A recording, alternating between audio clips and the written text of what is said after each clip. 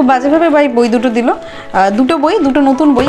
সেই দুটো বই আপনাদের দেখাবো এবং এই দুটো বই আপনারা কেন কিনবেন বা আমরা কেন কিনেছি সেটাই বলবো আনবক্সিং ভিডিওর সাথে, একটা ফার্স্ট ইমপ্রেশন। তো চলুন দেখে নেওয়া যাক কী কী বই আছে এবং বইয়ের বিষয়বস্তু কী। প্রথমে যদি আমি এই বইটা দেখি তাহলে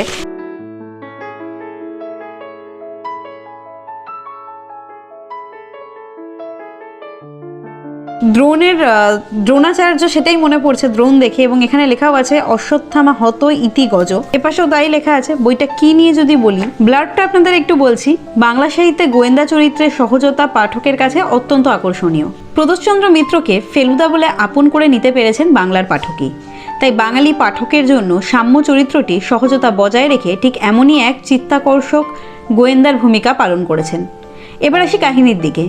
কাহিনী যখন একটি বিষয়কেন্দ্রিক না হয়ে ওঠে, তার চেয়ে বহুমুখী জটিলতা এবং তার সমাধান পাঠককে তুলনামূলকভাবে বেশি মনোরঞ্জিত করে। এই কাহিনী তারই এক নিদর্শন।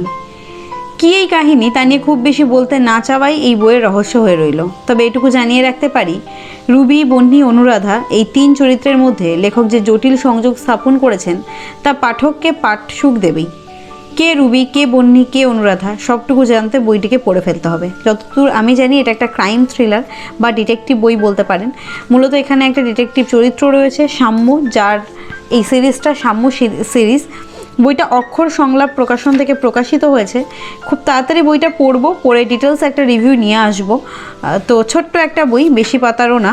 আমার মনে হয় একদিন বসলেই হয়ে যাবে, যেটুকু আমি দেখতে পাচ্ছি। 147 পাতা, কিছু ইলাস্ট্রেশনও রয়েছে বইয়ের মধ্যে। এটাই সাম্য সিরিজ যেটা রয়েছে তার দ্বিতীয় উপন্যাস।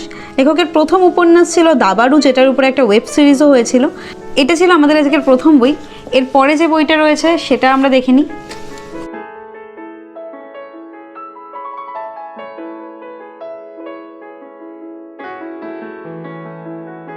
এটা রয়েছে চিলেকোঠা, সম্পদ বিশ্বাসের লেখা।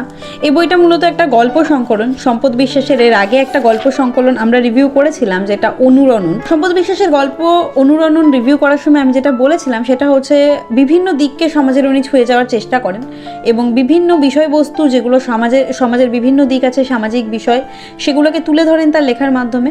কিছু ভালো মেসেজ দেওয়ার কাজ করেন। আমার মনে হয় এই বইটাও সেই রকমই একটি বই হতে চলেছে।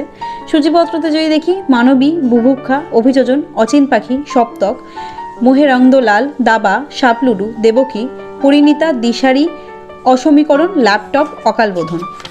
যেটা আমি এর আগে সম্পদ বিশ্বাসের বই পড়তে গিয়ে দেখেছিলাম, তার নামকরণগুলো গল্পটা পড়ার পরে খুব ভালোভাবে বোঝা যায় নামকরণটা কেন বা কী।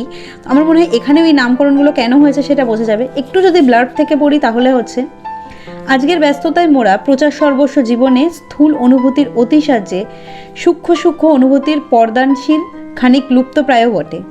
তবু ক্লান্ত শ্রান্ত এ মন যখন খানিক ব্যতিক্রমী পথে নিজেকে নতুন করে চিনতে চায়, বুঝতে চায়, তখন রোজকার চেনা জানা বাস্তব ভুলে খুঁজে নেয় এক নিজস্ব আস্তানা।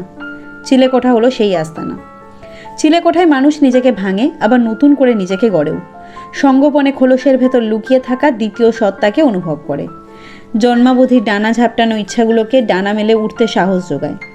কখনো সামান্য পার্থিব চাহিদায় জন্মদাতার বিনাশ, কখনো বা রোবটের হৃদয়ে ফাগুনের আনাগোনা, কখনো ছক ভাঙা এক নতুন যুগের সূচনা, কখনো হয়তো ক্ষমতাবল নারী সত্তার অবদমন, কখনো বন্ধুত্বের আঙিনায় আর্তের সেবা, আবার কখনো বা ষড়রিপুর জোয়ার ভাটায় বন্ধুত্বের অগ্নি পরীক্ষা, কখনো বা অলৌকিকের ছোঁয়ায় ন্যায়ের জয়, কখনো হয়তো ভালোবাসার মাধুর্যে নিয়মের বেড়াজাল ভেঙে দুটি অজানা হৃদয়ের এক হওয়া, আর কখনো বা কর্তব্য আর স্বপ্নের মিশেলে এক অনন্য জীবনধারা।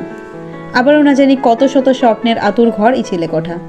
14টি গল্পের মোড়কের এই বইটিতে ব্যতিক্রমী কিছু চিন্তাভাবনার উন্মেষ ঘটেছে।